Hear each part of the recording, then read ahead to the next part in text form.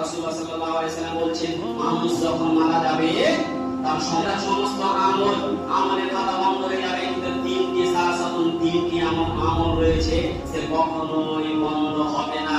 মানুষ মারা যাবে, মানুষ মৃত্যুবরণ করবে, মৃত্যুবরণ করার পর সমস্ত আমল তার খাতা বন্ধ হয়ে যাবে, কিন্তু তিনটি আমল কখনোই বন্ধ হবে না, জারিয়া হিসাবে তার কাছে নেকি পৌঁছাতে থাকবে।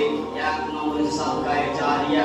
তুমি যদি পৃথিবীতে সাদকা করে যাও, তুমি যদি দান খায়রাত করে যাও, যদি সে সাদকা করে যাও, তাহলে সে সাদকাটা জারিয়া হিসাবে আপনার নেক মরার পর নেকি পৌঁছাতে থাকবে। দুই নম্বর হচ্ছে শিক্ষা।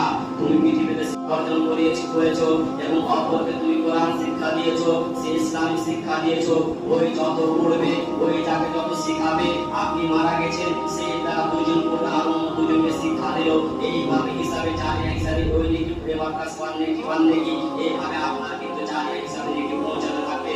তিন নম্বর হচ্ছে সন্তান। তুমি যদি পৃথিবীতে সুসন্তান রেখে যেতে পারো, তুমি যদি পৃথিবীতে সুসন্তান রেখে যেতে পারো, তাহলে সে সন্তান তোমার জন্য দোয়া করবে। তাহলে পৃথিবীতে যদি সুসন্তান রেখে যেতে পারো, তাহলে তোমার সন্তান তোমার জন্য দোয়া করবে।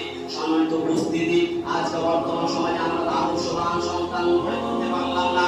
আমরা তো পৃথিবীতে আমরা বেঁচে থাকাকালে আমরা আমাদের ছেলে মেয়েকে আদর্শবান তৈরি করতে পারলাম না, কারণ আমরা তো আমাদের ছেলেকে, আমাদের মেয়েকে ইসলামিক জ্ঞান দিইনি, তাদেরকে ইসলামিক জ্ঞান দিইনি। আজকে বর্তমান সমাজে আমরা জ্ঞান দেখি, সে যদি স্কুলে পড়ে, সে মাস্টার হতে পারে, সে প্রফেসর হতে পারে, সে ইঞ্জিনিয়ার হতে পারে, তার কারণে তুমি দিয়েছো তোমার ছেলেকে কলেজে মিশনে দিয়েছো।